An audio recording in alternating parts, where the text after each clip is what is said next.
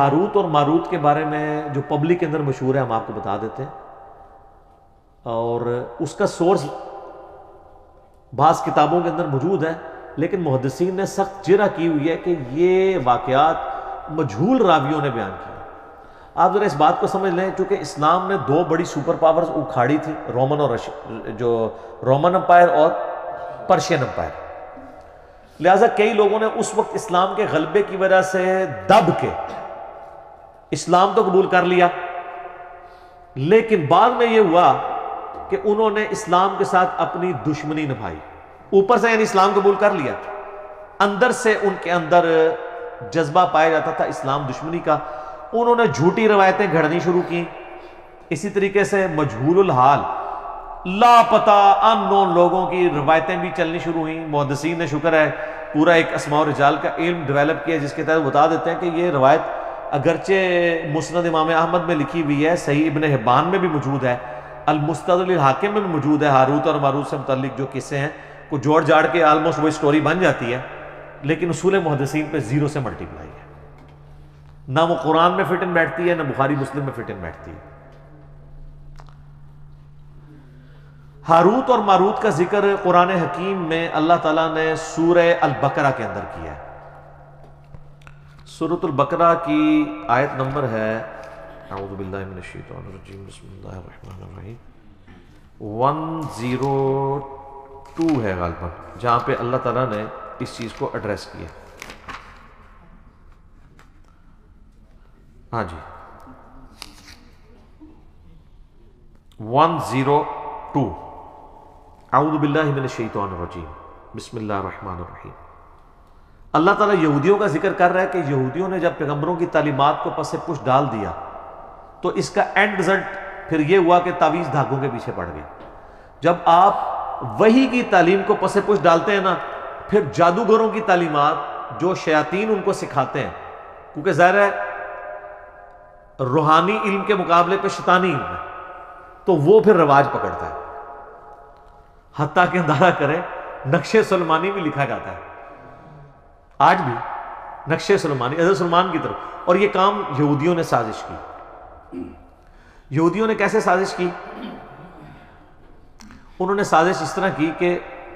حضرت سلیمان علیہ السلام کو اللہ تعالیٰ نے بڑے غیر معمولی معجزات دیے تھے۔ سورہ سعد پڑھ کے دیکھیں، سورہ سبا پڑھ کے دیکھیں، میرا تخت بلقیس والا کلپ دیکھیں، میں نے حضرت سلیمان علیہ السلام کا تعارف کروایا، سیدنا سلیمان ابن داود علیہ السلام۔ ان کو پرندوں کی بولیاں اللہ نے سکھائی تھی، ہواؤں پہ ان کی حکومت تھی، صبح اور شام کی ان کی جو ٹریولنگ ہے وہ ایک ایک مہینے کے برابر وہ تخت پہ سفر کرتے تھے، پہاڑ ان کے ساتھ تسبیحات کرتے تھے، جنات ان کے لیے مسخر تھے جو سمندروں میں غوطے لگاتے تھے، بڑی بڑی عمارتیں اور تماثیل ان کے لیے وہ کریٹ کرتے تھے۔ اتنے غیر معمولی ان کو اللہ تعالیٰ نے نا پاورز دی تھی سلیمان علیہ السلام کو، ایسی بادشاہت نہ سلیمان علیہ السلام سے پہلے کسی نے اس رویرس میں دیکھی ہے نہ قیامت تک۔ وہ تو قرآن میں بھی ذکر ہے، انہوں نے دعا کی تھی، اللہ جو تو نے مجھے دیا ہے نا میرے بعد کسی کو نہ دینا، اللہ نے ان کی دعا قبول کی ہے۔ تو اب اتنی غیر معمولی پاور تھی تو ظاہر ہے پھر شیطان نے اس کے اگینسٹ زور بھی غیر معمولی لگایا، ٹھیک ہے۔ تو حضرت سلیمان علیہ السلام کے پیچھے اللہ تھا، انہوں نے شیاطین کو، جادوگروں کو، ان کو قابو کر لیا، ان سے وہ کام لیتے تھے، قرآن میں ذکر ہے، قرآن میں بس اتنا ہی ہے۔ یہ جو سورہ بقرہ کی آیت نمبر 102 ہے نا، اس کے کانٹیکسٹ میں اس کو میں بعد میں کور کرتا ہوں۔ المستدرک للحاکم میں ایک حدیث ہے صحیح سند کے ساتھ کہ عبداللہ ابن عباس کے پاس ایک بندہ آتا ہے کوفے سے، تو اس سے پوچھتے ہیں کوفے کا کیا حال ہے؟ انہوں نے کہا کوفے کا حال یہ ہے کہ کوفے کے لوگ تو یہ عقیدہ رکھتے ہیں کہ حضرت علی علیہ السلام مرے نہیں ہیں بلکہ وہ روپوش ہو گئے ہیں، ان قریب دوبارہ ظاہر ہو جائیں گے، پردہ فرما لیا۔ تو ابن عباس کو غصہ آ گیا، دیکھیں صحابہ کرام کس طرح عقیدے کی اصلاح کرتے تھے۔ انہوں نے کہا کہ اگر علی مرنے کے بعد دوبارہ دنیا میں آ جائے گا تو یہ بتاؤ کہ علی کے مرنے کے بعد اس کی وراثت کیوں تقسیم ہوئی ہے، اس کی عورتوں نے نئے نکاح کیوں کر لیے؟ اوہ یہ صرف نبی کا پروٹوکول ہے کہ اس کی وفات کے بعد اس کی بیوی نکاح نہیں کر سکتی کیونکہ وہ امت کی ماں ہے، یہ نبی کا پروٹوکول ہے سورۃ الاحزاب میں، النبی اولیٰ بالمؤمنین من انفسہم وازواجہ امہاتہم. صحابہ میں تو کوئی فوت ہوتا تھا دوسرا صحابی اس کی بیوی سے شادی کر لیتا تھا. خود حضرت علی نے حضرت ابوبکر کی بیوی سے شادی کی ہے ان کی وفات کے بعد، اسماء بنت امیس سے. اسی لیے محمد بن ابی بکر جو حضرت ابوبکر کے بیٹے ہیں پرورش ساری مولا علی نے کی ہے. اسی لیے جنگ جمل میں حضرت علی کے ساتھ تھے اور اما عائشہ کو سمجھاتے تھے. سیدہ عائشہ کا قاتل کون، وہ آپ میرا کلپ دیکھ لیں، اس میں نے محمد بن ابی بکر کا تعارف بھی کروایا رضی اللہ تعالیٰ عنہ علیہ السلام. تو عبداللہ ابن عباس نے جب یہ اس کو پھکی دی نا، ان کا کوفے کے لوگوں اگر علی نے مرنے کے بعد دوبارہ دنیا میں آ جانا ہے تو اس کی بیوہ بیویوں نے اور شادیاں کیوں کر لی ہیں اور اس کی وراثت کیوں تقسیم ہو گئی ہے. یہ انہوں نے پھکی دی کہ وہ فوت ہو چکے ہیں، کوئی دنیا میں واپس نہیں آ سکتا. حتیٰ کہ مسلم شریف کے مقدمے میں ہے جب کچھ تابعین کے دوران ایک بندے نے آ کے لچ تلا کہ جی جب عبداللہ ابن مسعود ہمارے پاس آئے تھے جنگ صفین کے موقع پہ تو انہوں نے ہم سے ایک حدیث بیان کی. تو وہ تابعین کہنے لگے عبداللہ ابن مسعود تو 33 ہجری میں فوت ہو گئے تھے اور جنگ صفین ہوئی ہے 37 ہجری میں، یہ اپنے مرنے کے 4 سال کے بعد عبداللہ ابن مسعود کیا قبر سے نکل کے آگے حدیث بیان کر گئے تھے؟ نا، پہلے نہیں سے لوگ قبروں تو نکل دے. ہاں اس کے بعد بشکارلے بزرگ نکلنا شروع ہو گئے کہانیاں، اون بھی نہیں نکلتے اللہ فضل اس پلیٹ فارم کی برکت اون بھی ڈر گئے اون نہیں نکلتے. یعنی کہانیوں میں نکلتے تھے، فزیکلی تو پہلے بھی نہیں کبھی نکلے. بیچ میں تھوڑا سا پیریڈ آیا تھا، اب دوبارہ نشت ثانیہ شروع ہو چکی ہے الحمدللہ. تو عبداللہ ابن عباس رضی اللہ تعالیٰ عنہ نے کہا کہ اس طرح تو نہیں ہو سکتا، اور پھر انہوں نے کہا اے کوفے کے لوگوں تمہارا حال تو وہی ہے، تم آئے ہو عراق سے، عراق کے لوگ ہی تھے نا، بابل شہر کے رہنے والے. بابل کا نام بھی آئے گا اس میں، بابل ہم اردو میں کہتے ہیں لفظ بابل ہے، اور بیبلونیا انگلش کے اندر دنیا کی سب سے قدیم ثقافت ہے. تو یہ تم لوگ ہی تھے نا، جو تمہارے لوگوں کا تو صاحب وہی ہے جو سلمان علیہ السلام نے جب جنات کو قابو کیا تو ابن عباس نے کہا، اور ان کی وہ ساری شیطانی کتابیں جو ہیں جو ان کو شیاطین کچھ خبریں دیتے تھے فرشتوں سے چوری کر کے تو اس میں جھوٹ ملا کے وہ پبلک کو بتاتے تھے، وہ ساری کتابیں قبضے میں لے کے نا سلمان علیہ السلام نے نا اپنے محل کے اندر دفنا دی اپنی کرسی کے نیچے. ان کا رعب تو آپ کو پتا تھا نا، قرآن میں آتا ہے کہ فوت ہونے کے کتنے عرصے بعد تک بھی جنوں کو نہیں پتا چلا تو ان کی کرسی کے نزدیک کس نے لگنا تھا. بہرحال جب یہ معاملہ حضرت سلمان علیہ السلام فوت ہو گئے، بعد میں لوگوں نے ان کی کرسی کے نیچے سے انہوں نے کہا پتہ نہیں کرسی میں کوئی ایسی طاقت ہے، وہ جب کھدائی کی تو وہ کتابیں نکل آئیں. انہوں نے کہا اچھا یہ سلمان تو جادوگر تھا، یہ جادو کی خزانے ہمارے ہاتھ لگ گئے. یہ ان کتابوں کے ذریعے وہ سارے کام کرتا تھا. ان کے ماننے والوں نے ان کو جادوگر کہہ دیا، کہتے ہیں یار جادو کے بغیر تو اتنا غیر معمولی علم ہو ہی نہیں سکتا.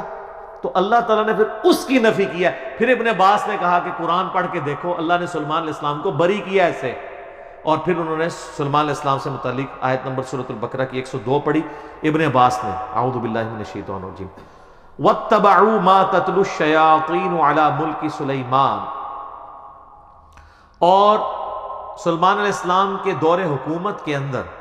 لوگوں نے پیروی شروع کر دی شیاطین کی اوپر جو چیزیں نازل ہوتی تھیں جادوگری. وما کفر سلیمان، سلیمان نے کبھی کفر نہیں کیا. ہائے ہائے ہائے، سلمان جادوگر نہیں تھا، وہ اللہ کا پیغمبر تھا. ولیکن الشیاطین کفروا، بلکہ شیطانوں نے کفر کیا. یعلمون الناس السحر، وہ لوگوں کو جادو سکھاتے تھے. وما انزل علی الملکین ببابل ہاروت و ماروت، اور جو ہم نے نازل کیا تھا بابل شہر میں بیبلونیا میں ہاروت اور ماروت 2 فرشتوں کے اوپر، وہ بھی ایک علم تھا جو لوگوں کی آزمائش کے لیے تھا. ایک جادو کا علم، ایک وہ علم. کیونکہ اللہ تعالیٰ نے کہا کہ سلمان علیہ السلام چلے گئے ہیں تو اب ذرا چیک تو کیا جائے نا کہ ان کے پکے مخلص ساتھی کون سے ہیں. کئی لوگ تو وہیں پہ ہی ختم ہو گئے نا، جب وہ کتابیں نکلی تو وہ سفلی علوم کے اندر پڑ گئے. جو باقی بچے تھے اللہ نے کہا ان کو بھی میں ذرا آزماؤں گا. سر اللہ چیک تو کرتا ہے نا کہ نبی کے جانے کے بعد انہوں نے کوئی تعلیمات چھوڑ تو نہیں دی. تو اللہ تعالیٰ نے 2 فرشتے وہاں بھیج دیے جو لوگوں کو ایسا علم سکھاتے تھے جس کے ذریعے میاں بیوی میں جدائی ڈال دی جائے. اب یہ بعض لوگ کہتے ہیں نہیں جی فرشتے اس طرح کا برا علم کیسے سکھا سکتے ہیں. وہ یار قرآن میں لکھا ہے کہ وہ آزمائش کے لیے تھا. اور اللہ تعالیٰ نے، شیطان کو کس نے پیدا کیا؟ اللہ نے آزمائش کے لیے پیدا کیا نا، ٹھیک ہے نا. ہم کیا کہتے ہیں؟ من شر ما خلق، اے اللہ میں ہر اس چیز کے شر سے تیری پناہ میں آتا ہوں جو پیدا تو نے کی ہے۔ تو فرشتوں کو اللہ نے آزمائش کے لیے بھیجا ہے، انہوں نے کفر نہیں کیا تھا بلکہ آزمائش کے لیے انسانی شکل میں آئے۔ اللہ نے ان کو کہا، لیکن دیکھیں ساتھ وہ کلیئر کرتے تھے، وما يعلمان من احد، وہ کبھی بھی کسی شخص کو وہ علم نہیں سکھاتے تھے، حتی یقولا، جب تک کہ وہ دونوں اس کو یہ نہ کہہ دیں، انما نحن فتنہ، دیکھو اللہ نے ہمیں تمہاری آزمائش کے لیے بھیجا ہے، فلا تکفر، کفر نہ کرنا، ہم سے یہ علم نہ سیکھو۔ یار اس سے بڑی اور ننگی بات ہو سکتی ہے کہ فرشتہ انسانی شکل میں آئے اور وہ آ کے کہے کہ میں تمہیں ایسا علم سکھاتا ہوں جس کے ذریعے تم میاں بیوی میں جدائی کروا سکتے ہو اور کسی کی بیوی کو اپنے ساتھ لگا سکتے ہو اس سے طلاق دلوا کے، لیکن یہ کرو گے تم کفر، اور اللہ نے ہمیں تمہاری آزمائش بنایا ہے، یہ سیکھنا نہیں ہے ہم سے۔ پھر بھی کہنا نہیں سر تھوڑا جو سکھا دو، تو اس کا مطلب ہے تھڑک گئے۔ اور ایک طرف ہمارے نبی کے صحاب ہیں، نبی صاحب دنیا سے چلے گئے ہیں، کتنے قبائل مرتد ہو گئے ہیں، اور حضرت ابوبکر کہہ رہے ہیں کہ اگر جنگل کے درندے بھی آگے مجھے کاٹ دیں تو جو اللہ کے نبی کے زمانے میں ایک رسی بھی دیتا تھا زکوٰۃ میں نہیں دے گا، نہ میں قتال کروں گا، اکیلا مجھے کرنا پڑے۔ ہزاروں لوگ مرتد ہو گئے ہیں، اور صحابہ کے کانفیڈنس نے اتنی کم مین پاور کے ساتھ رومن اور پرشین پائے اکھاڑ کے رکھ دی۔ اور ایک یہ سلمان علیہ السلام کے ساتھی ہیں کہ دنیا سے گئے ہیں تو کس کام میں پڑ گئے۔ اتنی واضح بات سننے کے بعد جب فرشتے ان کو کہہ رہے ہیں کہ دیکھو اللہ نے تمہیں آزمائش بنایا، ہمیں تمہارے لیے آزمائش بنایا، ہم سے نہ سیکھو۔ فَيَتَعَلَّمُونَ مِنْهُمَا مَا يُفَرِّقُونَ بِهِ بَيْنَ الْمَرْءِ وَزَوْجِهِ، اور وہ ان کو سکھاتے تھے ایسا علم جس کے ذریعے میاں بیوی میں جدائی ڈلوا دیں۔ وَمَا هُمْ بِضَارِّينَ بِهِ مِنْ أَحَدٍ إِلَّا بِإِذْنِ اللَّهِ، اور وہ کسی کو نقصان نہیں پہنچا سکتا تھا وہ علم، ہاں مگر اللہ چاہے، یعنی جو اللہ کی پناہ میں آتا ہے، جو اذکار کرتا ہے، سارے جادوگر مل کے کچھ کر لیں۔ نبی علیہ السلام پہ بھی جادو ایک دفعہ ہوا ہے، جب معوذتین نازل ہوئی ہیں اس کے بعد کبھی کسی صحابی پہ جادو ہوا ہے؟ حضرت عمر نے پوری دنیا تل پٹ کر دی ہے، سارے جادوگر یروشلم میں بیٹھے تھے، کرتے نا حضرت عمر پہ جادو، بچا لیتے اپنی سلطنتیں؟ نہیں، جب اذکار آ گئے تو جادوؤں کے کام ہے۔ وَيَتَعَلَّمُونَ مَا يَضُرُّهُمْ وَلَا يَنْفَعُهُمْ، اور وہ ایسا علم سیکھتے تھے جو ان کو نقصان ہی پہنچاتا تھا، نفع کو نہیں دیتا تھا۔ وَلَقَدْ عَلِمُوا لَمَنِ اشْتَرَاهُ مَا لَهُ فِي الْآخِرَةِ مِنْ خَلَاقٍ، اور بے شک ان کو وہ خوب تھا، علم تھا اس بات کا کہ وہ اس چیز کے خریدار ہو رہے ہیں کہ اس کے بدلے آخرت میں ان کو کچھ نہیں ملنے والا۔ وَلَبِئْسَ مَا شَرَوْا بِهِ أَنفُسَهُمْ، کیا ہی برا سودا انہوں نے خریدا اپنی جانیں بیچ کے۔ لو کانوا یعلمون، کیا وہ جان، کاش وہ جان لیتے کہ انہوں نے اپنی آخرت برباد کر دی اس علم کے ذریعے۔ تو یہ تو سر صحیح مسلم میں بھی حدیث ہے نا کہ شیطان کا تخت پانیوں پہ ہے، این ممکن ہے برمودا ٹرائنگل پہ لگا ہو، شام کے وقت سارے اس کے کارندے اس کو کارگزاری سناتے ہیں، آج میں نے فلاں شخص سے فلاں گناہ کرایا، فلاں سے فلاں کرایا، فلاں سے فلاں کروایا، کوئی امپریس نہیں ہوتا۔ ایک اس کا شاگرد آ کہتا ہے میں نے آج میاں بیوی کے درمیان جدائی کروا دی، وہ اس کو گلے لگا کے ملتا ہے، وہ بھائی تو صحیح کام کیتا ہے، کیونکہ تمدن کی جڑ ہی کٹ جائے گی جب میاں بیوی علیحدہ ہوں گے، اولاد بھی ختم، مینٹل ماڈلز بدل گئے، معاشرے کے لیے ناسور بن جائیں گے۔ تو یہ فتنہ شیاطین والا ہے، قرآن میں بھی ہے کہ میاں بیوی میں جدائی، اور یہاں پہ بھی میاں بیوی میں جدائی شیطان ڈلوا کے خوش ہوتا ہے۔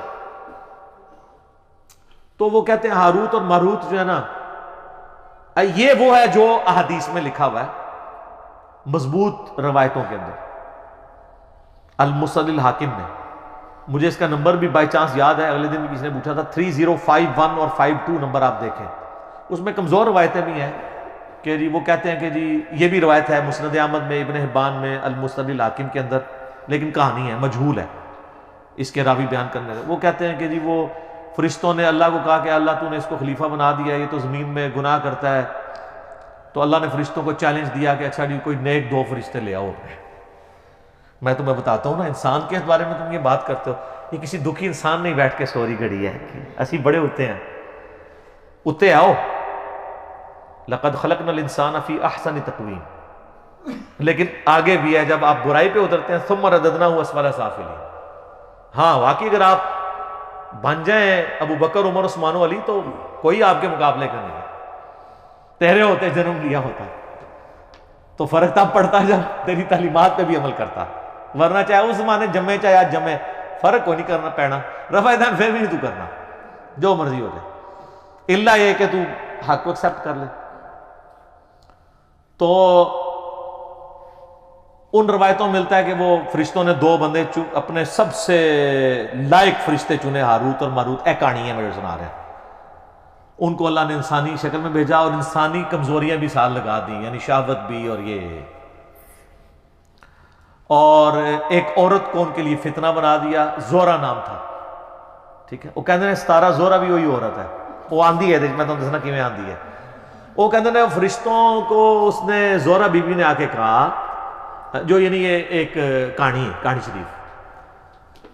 کہ جی تم 3 آپشن ہیں، مجھ سے بدکاری کر لو، ان کا استغفر اللہ گناہ ہے،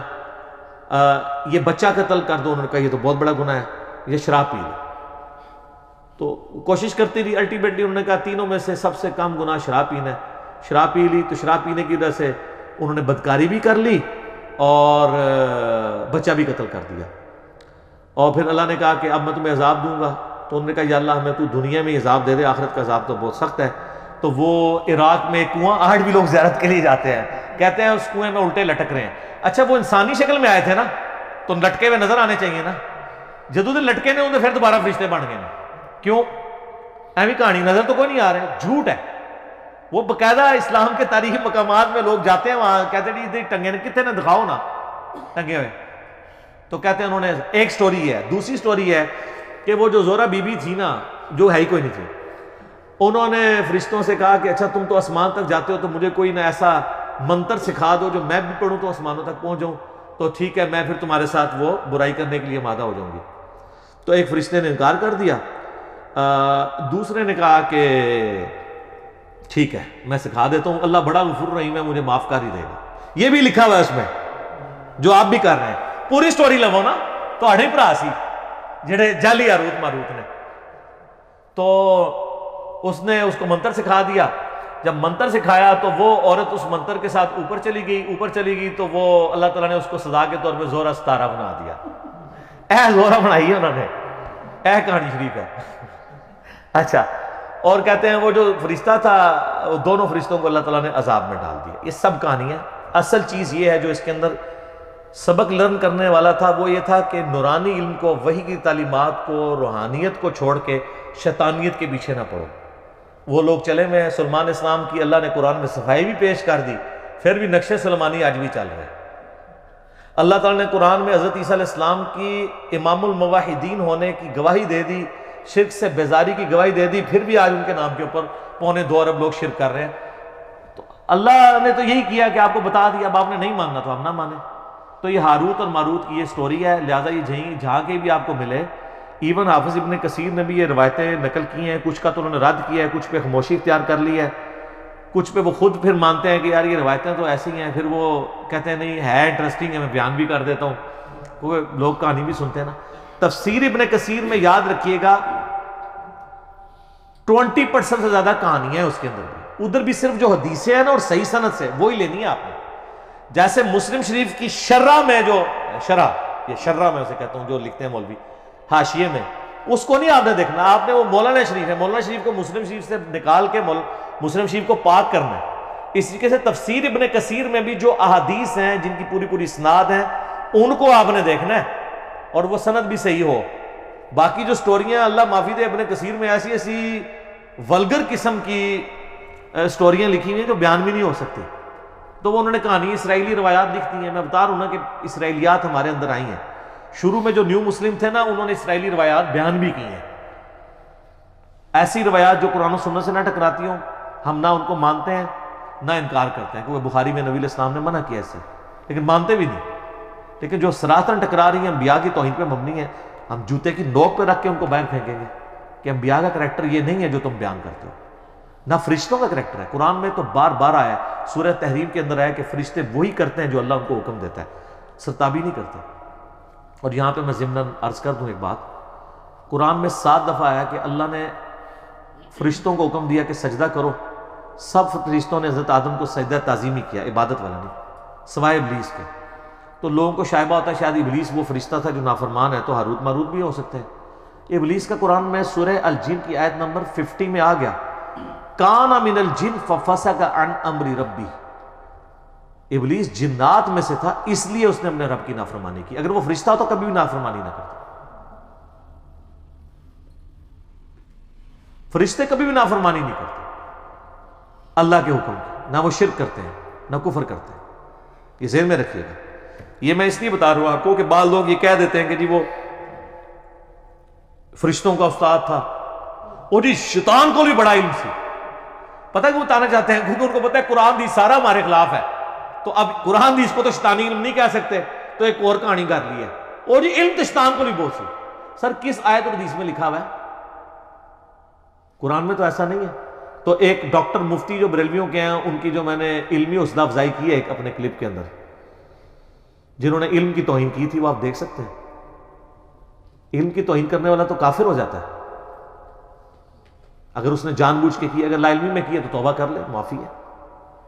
انبیاء کی وراثت کیا ہے؟ علم۔ نبی علیہ السلام کو کس دعا کا حکم ہے؟ قل رب زدنی علما، سورہ طٰہٰ۔ سورہ فاطر میں کس کو کہا گیا کہ اہل معرفت ہے؟ انما یخشی اللہ من عبادہ العلماء، اہل علم۔ سورہ الزمر میں قل هل يستوي الذين يعلمون والذين لا يعلمون انما يتذكر اولو الالباب، بھلا بتاؤ علم والے اور بغیر علم والے برابر ہو سکتے ہیں؟ نصیحت تو قبول نہیں کرتے مگر عقل والے۔ سب کچھ علم کے گرد گھومتا ہے اور آپ علم کی توہین کریں۔ پیر نصیر الدین نصیر رحمہ اللہ تعالیٰ نے نا ان جعلی لوگوں کی مٹی پلید کی ہے، جعلی علماء اور جعلی پیروں کی۔ ویسے پیر جو اصلی بھی ہوتا ہے نا وہ بھی جعلی ہوتا ہے، کیونکہ عربی میں پے نہیں ہوتی ہے۔ تو باقی ہم چونکہ ایک ریناؤنڈ ہے چیز، خوب مٹی پلید کی ہے ایک اصلی پیر نے، پیر نصیر الدین نصیر رحمہ اللہ نے۔ انہوں نے ایک کتاب لکھی ہے، کیا شیطان عالم تھا؟ سر جو مٹی پلید کی ہے انہوں نے، جو لوگ کہتے ہیں نا شیطان علم والا تھا وہ گمراہ ہوا ہے، انہوں نے بتایا کہ شیطان کے پاس علم ہوتا نا تو کبھی گمراہ نہ ہوتا، وہ خالی عبادت گزار سی۔ اگر عالم ہوتا تو کبھی گمراہ نہ ہوتا۔ علم تو حفاظت کرتا ہے انسان کی۔ علم کا تقاضا یہ نہیں تھا کہ اللہ سے بحث کرتا، علم تو ہے سمعنا و اطعنا، سنا اور مانا، اکڑ آتی نہیں ہے۔ علم انسان میں عاجزی لاتا ہے، البتہ جو شخص علم کی بنیاد پہ اکڑے اس سے بدترین کوئی نہیں ہوتا، وہ بھی ہے ایک پہلو۔ سورۃ الاعراف کی آیت نمبر 175 اور 176 میں بلعام بن بعورہ کا ذکر ہے، المستدل الحاکم میں اس کانٹیکس میں حدیث ہے کہ بنی اسرائیل کا عالم تھا، دنیا کا کتا بن گیا، تو اللہ نے کہا کہ یہ کتے کی مثال بن گیا ہے۔ جیسے کتے پہ بوجھ ڈالا جائے تب بھی زبان اس کی باہر رہتی ہے، نہ ڈالا جائے تب بھی زبان ہانپتا رہتا ہے، کیونکہ دنیا کی محبت کا شکار ہو گیا علم کے باوجود، اور اس علم سے اس نے نفع نہیں حاصل کیا۔ جو علم سے نفع حاصل کرتے ہیں علم ان کی حفاظت کرتا ہے، اور جو علم کو شوکیس میں رکھ دیتے ہیں تو وہ قرآن میں آیا کہ ان گدھوں کی مانند ہے جن کے اوپر پیٹھ پہ کتابیں لدی ہوئی تھی۔ یہ میں کتابیں رکھتا ہوں، وہ کہتے ہیں نہیں جی وہ تو قرآن میں مثال ہے۔ یہ سر یہ قرآن میں اس گدھے کی مثال ہے، گدھا شریف کی، کہ جو اپنے کندھے پہ اٹھاتا ہے لیکن وہ پڑھ نہیں سکتا، تو وہ گدھا شریف وہی ہیں جن کے شوکیس میں لکھے ہیں وہ پڑھتے نہیں ہیں۔ یہاں جو بیٹھے ہوئے ہیں نا وہ پڑھتے ہیں اور آپ کو بھی بتاتے ہیں کہ آپ بھی نکال کے پڑھ لیں، تو وہ گدھے کی مثال نہیں ہے۔